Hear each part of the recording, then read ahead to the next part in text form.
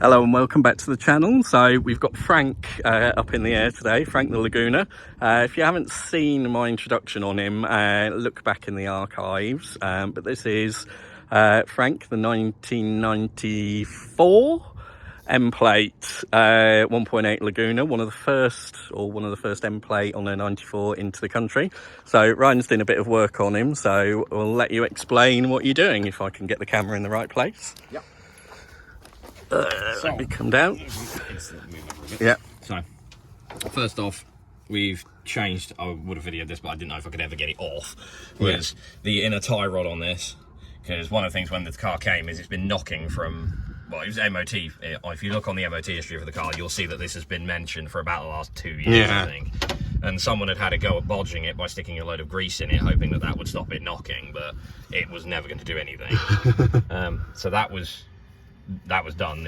I'll show the original one in a second. Yeah. And then these came with the car because the guy I bought it off of, great bloke, gave these with the car because he knew that they needed doing at some point. Yeah. So I've got this one. Unfortunately, one of the lock washers disappeared, so I just need to order a new lock washer. Yeah. So I can't do the other side just yet.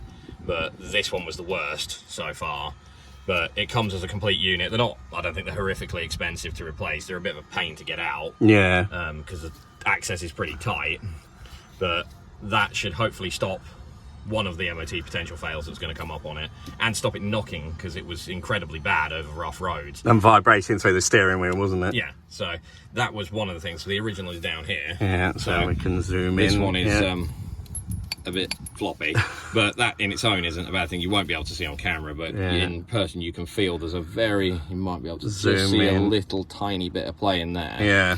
So that was one of them, and these are the strange, if I can ever get them off, these are the strange lock washers you get. So Renault, unlike most of them where they have double flats here, and that they're usually just either lock tabbed over or Loctited in, went with this strange sort of lock washer arrangement. Yeah, I'll just zoom in a bit. Yeah. Go back where it was. So they destroyed themselves when you tried to get them out. That's the back ways.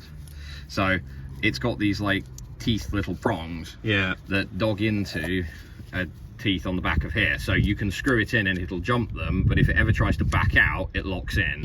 So it shouldn't physically be able to unwind itself. A bit of a strange design, but when you undo them, they're designed to snap to share, so that you can, well, they're not designed to be reusable, so you have to get new ones, and this is what's disappeared in one of the packets because it's been open for a while. But that is one of the weird ways they've done it. But so that was dead. But in the process of finding, am I sat on now the actual your coaster? No, it's by my leg. This wasn't ever mentioned on anything, and it absolutely looks fine, and it is original. It's still an original Renault part, and it's got plenty of no obvious play that way, which is fine. That's how it should be. Obviously a ball joint should be 360 if you've been able to do that, but the problem that I think was the main knock on this is it's gone left to right, it's seized. So that's as much as you get left to right, but that bang, that only goes that far. So if you look on that far to that's how far it goes forwards. Bring it back to center and then try and push it back that way, which you can't because it's locked. It will only stay vertical. That's as far left as I can push that. It's got a bit more right, but even so, that's only as far as it goes. So even though there was no play in it, something is very wrong with it that way, and we'll pop the boot off and have a look inside of it and just see what the top of the ball joint looks like. I'd be interested to see if there's water in it or corrosion or something, because the rubber looks in good condition. The rubber's fine for a 30-year-old ball joint. But something has gone wrong in that, which I think was part of the horrible knock you were getting through the steering on it. Rather than the inner end, which did have play in it and was knocking. But I think combine that with this being bad, the knock was quite horrific, and it did sound pretty bad. So those two were poor. And so hopefully it'll give it a smoother ride now. So in the instance of all of the problems, the issues this car's thrown up over the time of just owning it, which is nothing to anybody, to the previous owner or anything. These are problems I found with it and actually created one. Because I think I was the only person who's ever really stamped on these brakes. So when it came, it drove down 500 miles from where it came from, and it was fine, no problems at all. Joseph Lloyd then drove the car and it seemed fine. I then went to drive it because I actually hadn't driven it before Joseph. No, because we'd only got it a few days before. 2 days before. I went to drive it in my usual fashion of being a bit heavy-handed because I like to be with cars I haven't had before. I went out and took it for a drive, and I stamped hard on the brakes because they felt, to me, they felt bits hard. Like it was always on servo, so it was a bit strange. So I stamped on them really hard and didn't think anything of it. Yeah. And I thought, well, it stopped very well. But did another loop around the village, and as I got to I just wound the window down because it was getting warm and I could stink brakes. Yeah. So I pulled over and this brake was smoking. Yeah. It locked completely hard on. So turned back, came back home, pulled the wheel off, thinking, oh, well, the pads are probably seized into the carrier. Yeah. They were, which is normal, that happens. But the piston also wouldn't push back. Yeah. It would push back a little bit and then it would lock hard. It'd stop. So I was like, right, it needs calipers. Bought 2 calipers for it, got the wrong ones the first time, that was my error. Yeah. Renault do the same, exactly the same looking caliper, but just 2mm smaller. Because this one's not got ABS, but you could have it as an option on this back then. But it's wearing ABS calipers. Yeah. Don't ask why, it just is. Because French.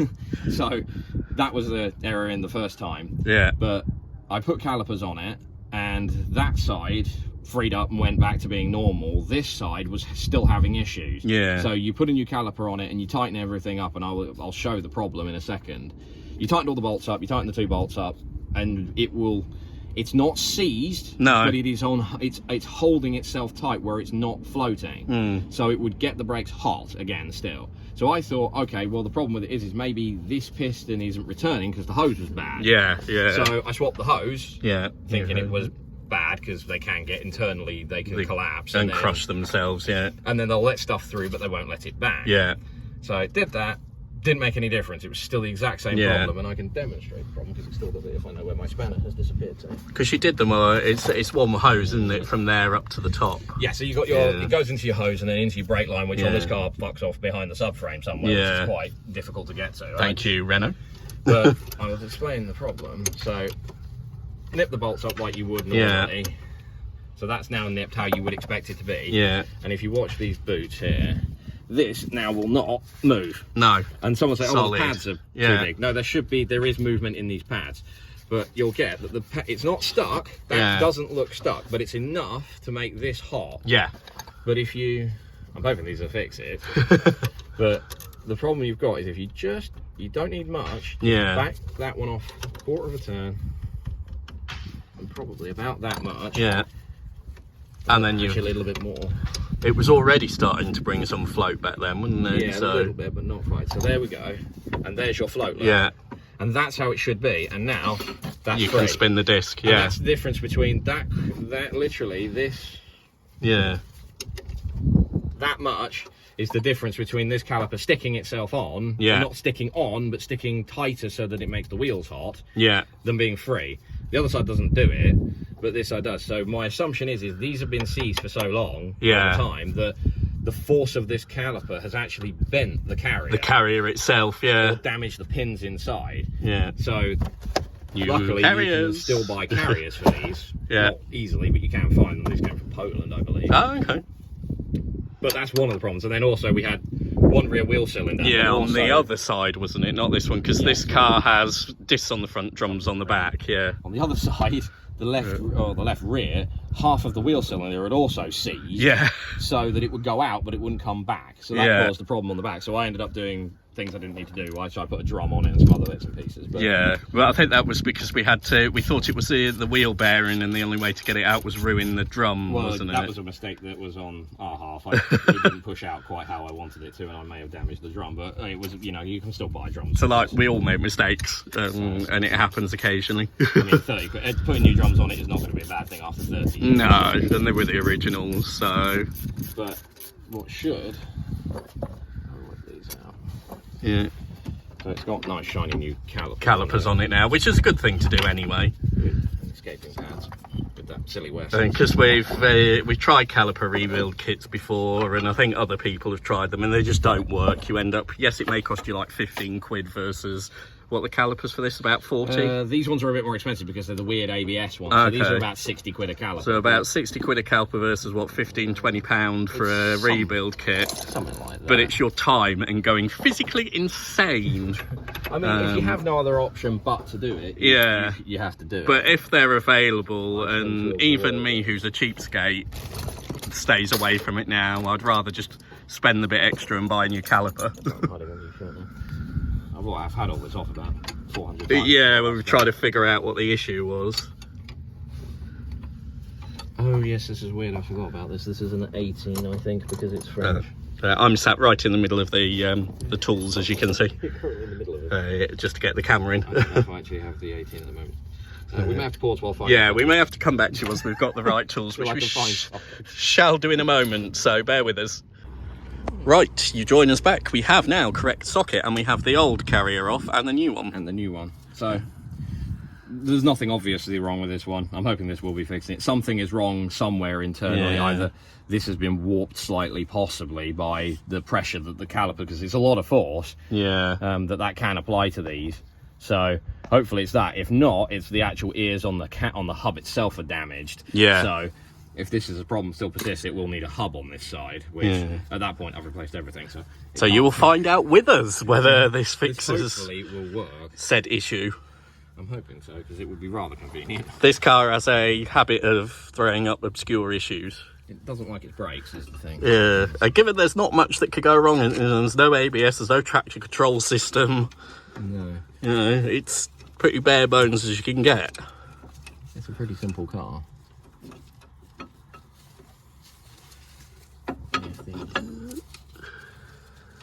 One.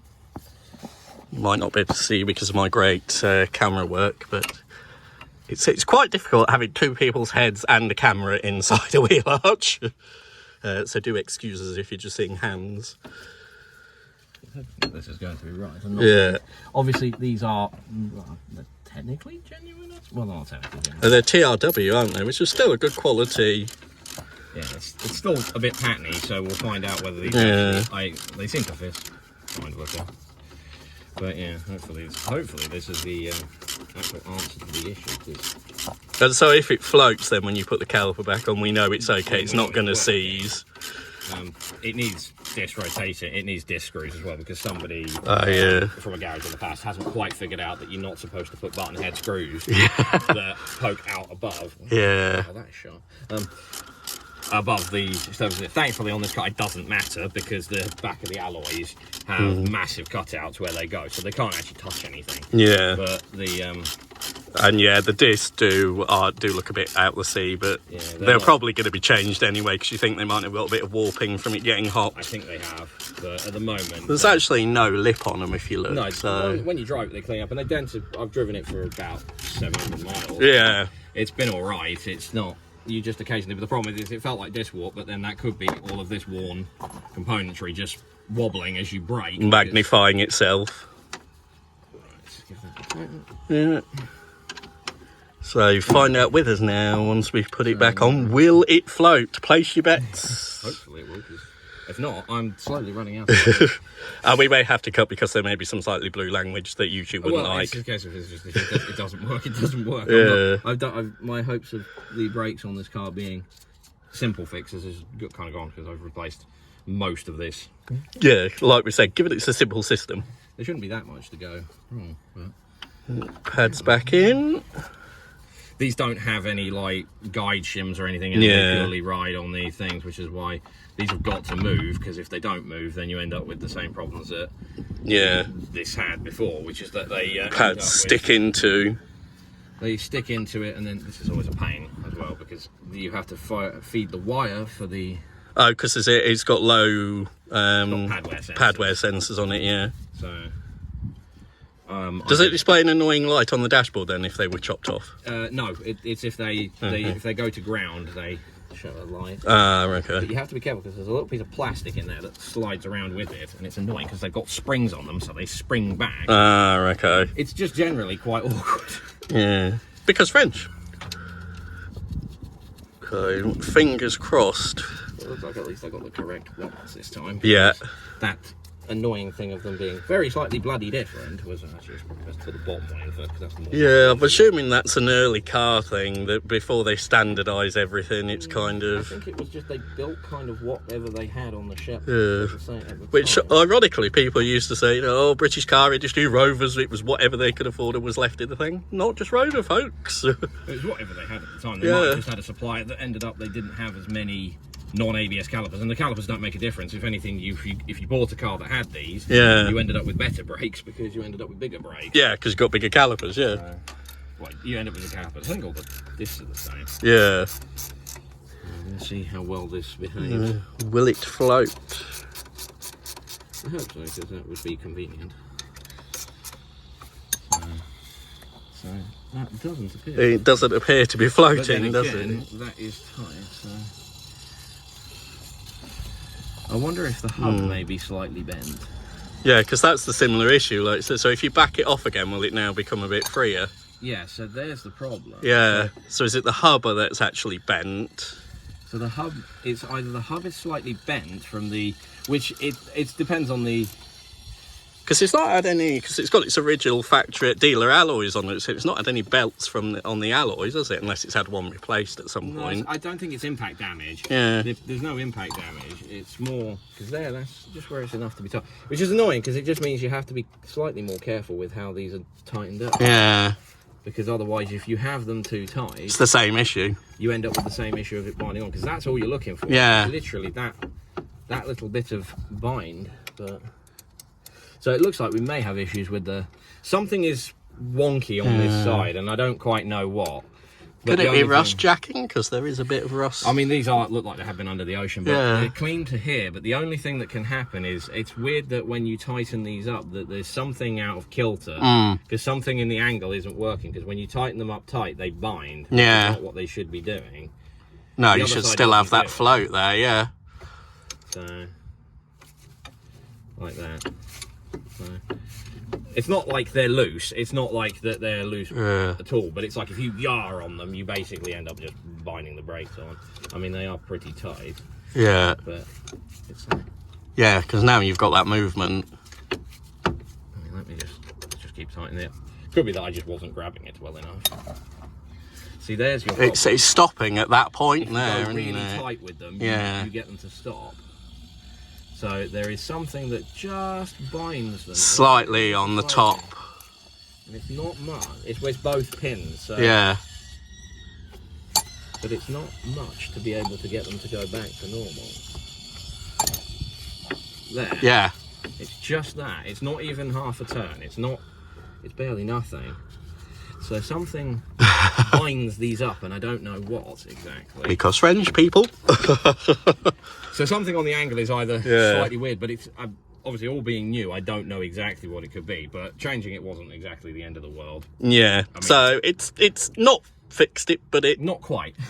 It's not kind quite. Of it's a monitored situation that I'm keeping an eye on. Obviously, I want to solve whatever this is. Yeah. Because it's not ideal. So could it be possibly hub carrier next then? It's difficult to tell. Something is tweaking something. I might end up playing with... Because it's not that the bolts bottom out, because if the bolts bottomed out, but when this tightens up, it's whether there's a problem on the cast... Because something must be pulling it, that when you do that tight, that it can't physically walk. And it's that walking that makes it get hot. Because these have to float. Yeah. Because the problem with it is if it's tight, when the brakes push onto it, that it's supposed to stay... floating so that it pulls both properly, but if it doesn't, what it does is it will jack itself all the way to the maximum extreme that way, and then it can't go back. So if it can't go back, what happens is it wears this pad funny, and then it all just goes weird. But there should be flow. That should be, and I mean that would be fine because that can move. Yeah.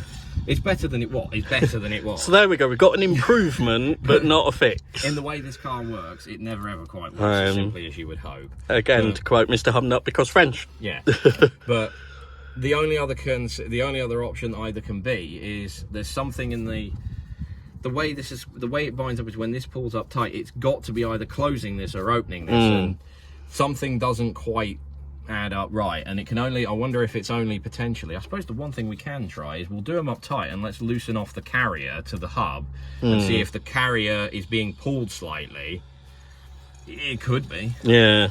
You can still thankfully get to the carrier bolts. So what we'll do is let's tighten up these ones. I mean, they are tight, they're not loose. No, so there's not a risk of falling off. It's not a safety issue. No. And it does, as I found out, warn you when it's going to do it. Yeah. So, it's not like it's... If I was really... The thing is, if I was really paranoid, what I might do is just put a little tiny bit of blue thread lock. Yeah, so you could see. So I can tighten them to where they're tight enough that they work properly. Yeah. Then they cannot back out. And again, it's not, you know, it's a 1.8. You're not going to be racing it around a track and stamping on the anchors that often. So with the carrier loose, does that make any difference? Doesn't make any difference. Okay. So something is weird. I don't know. Appreciate any comments you guys want to make. If you're out there and have any suggestions, do feel so free to suggest. It's just one of these weird things. It's only on this side. It only ever does it on this side. It's bizarre. But it literally doesn't take much. And it's not like you're loosening them off like a million degrees. You're less than a quarter of a turn. You're not just even that. Sort of backing it off. And then it gives it enough to float. Float back. So there you go. So there you go, completely inconclusive. So what I will do is I am going to put a tiny bit of blue thread. They had blue thread lock on them from the factory, so I'm just going to put a tiny bit of blue thread lock on, get them to where they're nice like this. The brakes are completely safe; they're not coming off. No, they are tight. They're just not reefed tight. Which you probably shouldn't be doing anyway, but. That's a bit of a strange one. This car is very strange. It just seems to be, this one has had, it doesn't like brakes. Yeah, on this side particularly, this driver's side. The passenger side, fine. The passenger side doesn't fight you, but this side does, and I don't know why. But ironically, the seizable on the back was the passenger side rear, wasn't it? Not the driver's. So this car and brakes are just a thing. It likes going diagonal. But at the moment, anyway, I've got a spare carrier. These were 30 quid. Yeah. I've got another one. I'll put the one on the other side just because it looks nice. It was worth to try anyway, but I mean, what I may do is I have seen these effectively a whole knee is pretty cheap for one of these. So what I might do is just buy another whole lot with a caliper from another car and see if that eliminates it. Because if I can put this caliper on a completely different hub assembly, I don't think there's a problem with the hub. It's weird. Whatever it is it's just enough that it either is pulling it at an angle where it makes it bind in here, because it's just enough to make it bind. That's the only thing. So it might be that there's maybe a casting error on these here where they're slightly angled or whatever, and they're just putting a bit of a bevel on one side. But I'm going to take them out. I'm going to thread lock them to where they're nice and free like that, which is literally less than a nip off of them. They're nipped rather than reefed on. So any suggestions, welcome. But this is Frank's party piece. This is what he does. Yeah, he doesn't like brakes. So do join us again soon. Let's say any comments, we'll be happy to hear. See you all soon. Bye for now.